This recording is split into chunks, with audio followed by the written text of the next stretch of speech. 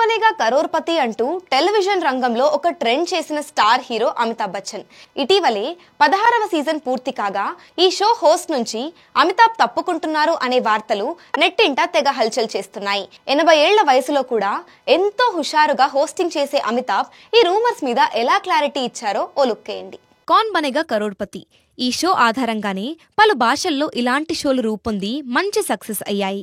అయితే హిందీలో big B Amitabh Bachchan హోస్ట్గా వస్తున్న ప్రముఖ క్విజ్ షో కౌన్ బనేగా కరోర్పతి ఎంతో మందికి మంచి వినోదంతో పాటు విజ్ఞానం కూడా అందించింది.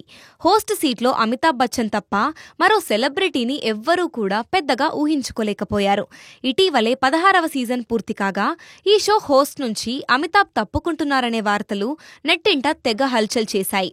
అయితే ఒకవేళ అమితాబ్ బచ్చన్ కేబీసీ నుంచి వెళ్లిపోతే ఆయన స్థానంలో షారుఖ్ ఖాన్ లేదా ఐశ్వర్యారాయ్ హోస్ట్గా వస్తారని కూడా ప్రచారం జరిగింది. గత కొద్ది రోజులుగా ఇలా ప్రచారం జరుగుతున్న నేపథ్యంలో బిగ్ బి క్లారిటీ ఇచ్చేశారు.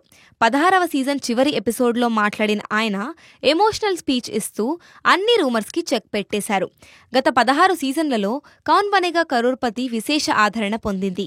నేను హోస్ట్గా వ్యవహరించిన ప్రతిసారి ఆడియన్స్ నుంచి నాకు ఎంతో ప్రేమ, మద్దతు లభించింది.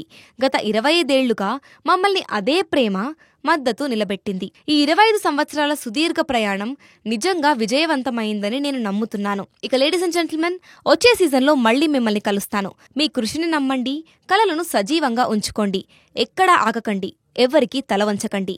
మీరు ఇప్పుడు ఎలా ఉన్నారో అలానే ఉంటే వారు విలువైనవారు.